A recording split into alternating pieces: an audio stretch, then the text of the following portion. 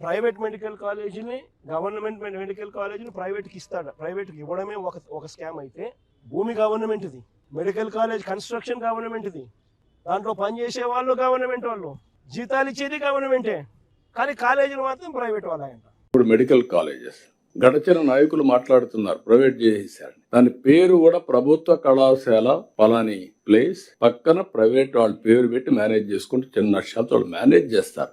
ఆస్తి ఎవరిది? మందే. గైడ్ లైన్స్ ఎవరు ఫ్రేమ్ చేసాం? మనమే ఫ్రేమ్ చేసాం. దాన్ని రెగ్యులేట్ ఎవరు చేస్తాం? మనమే చేస్తాం. ఇప్పుడుండే సీట్ల కంటే సీట్లు పెరుగుతున్నాయి. 100% out patients free. Government hospitals కంటే బెటర్ గా ట్రీట్మెంట్. 70% ఇన్ పేషెంట్స్ మనం పంపించిన ఎన్టీఆర్ వైద్య సేవ పేషెంట్లే ఉంటారు. ఈ రోజు గవర్నమెంట్ హాస్పిటల్ కంటే ఎందుకు ఒకప్పుడు వీళ్ళే సీఎం రిలీఫ్ కర్ణాటక లేకపోతే హైదరాబాద్, తెలంగాణ, చెన్నైకి పంపించారు. వై అంటే గవర్నమెంట్ సర్వీసెస్ అన్ని కూడా చాలవనే కదా.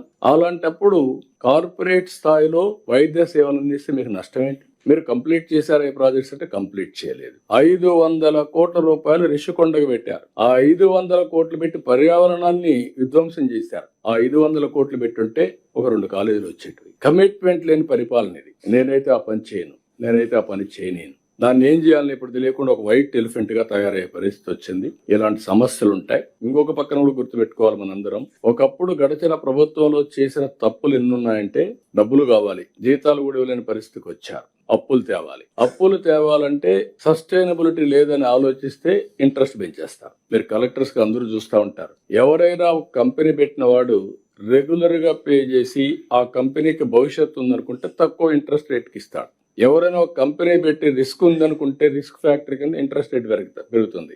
ఆంధ్రప్రదేశ్ స్టేట్ కూడా 13-14% డబ్బులు తీసుకొచ్చారు. Debt servicing has become a big problem.